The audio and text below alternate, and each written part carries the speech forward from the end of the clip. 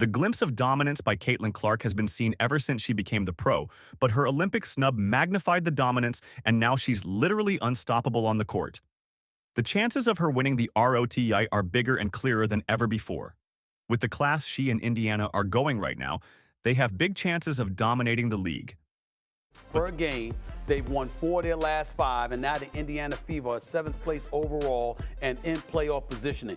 Caitlin Clark is real. But there is one thing behind the dominance that Clark is demonstrating right now: the hate of WNBA and Veteran.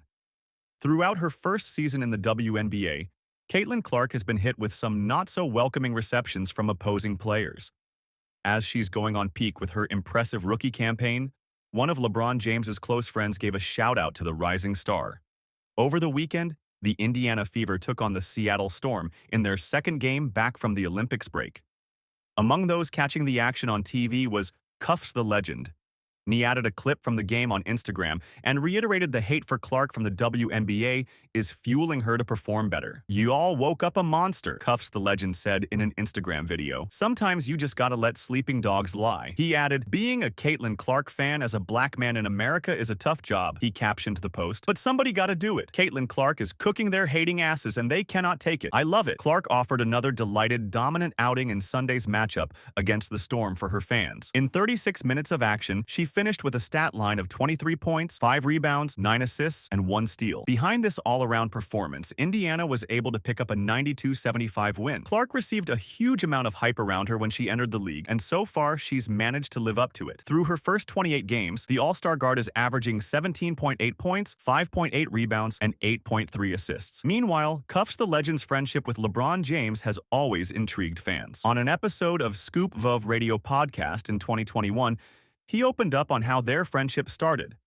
HTHeavy.com. "We had mutual friends, and I met some guys who met some other people, man.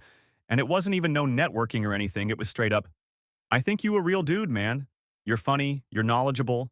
Certain guys in the crew just started reaching out to me. And next thing you know, I met LeBron himself, and it's been a good friendship with the whole crew. Caitlin Clark broke multiple records in win versus Storm. In the first half of the season, Caitlin Clark pulled off numerous historic feats. She added 2 more to her growing list on Sunday. At the pro level, one area of Clark's game that has stood out the most is her playmaking. With over 10 games still to go in the season, she set a new record for most assists in a season by a rookie. Later on that night, Caitlin Clark made history again. With 3 three-pointers against Seattle, she passed the great Tamika Catchings for most three-pointers made by a rookie in Fever franchise history 77. She's the real deal. Listen, I believed in her from day one.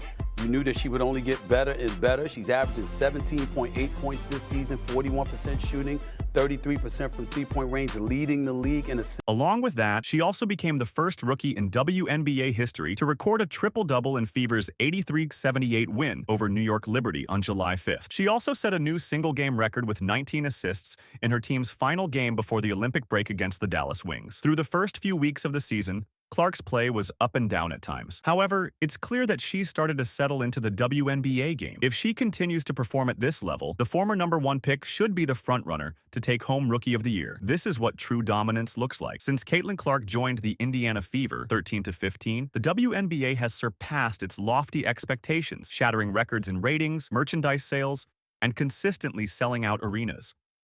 This year's WNBA draft, which attracted 2.4 million viewers, set the tone for a groundbreaking season, with the All-Star Game drawing 3.44 million viewers, which is a staggering 305% increase from the previous year.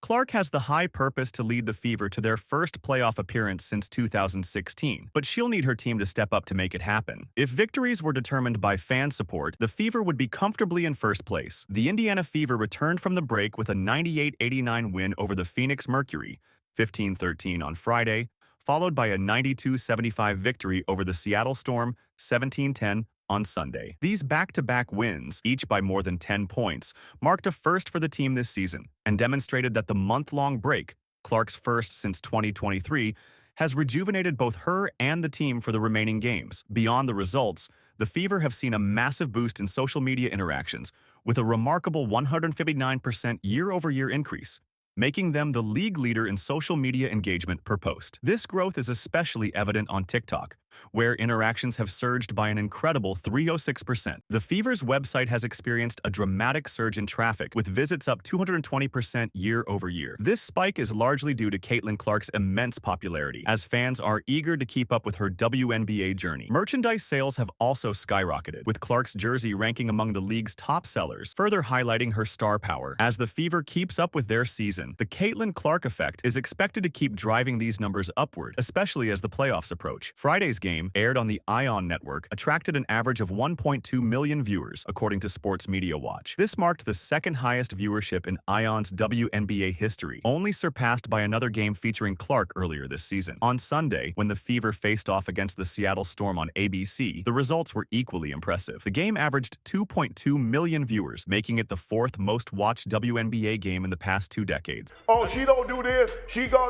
not gonna do that. Let her cook.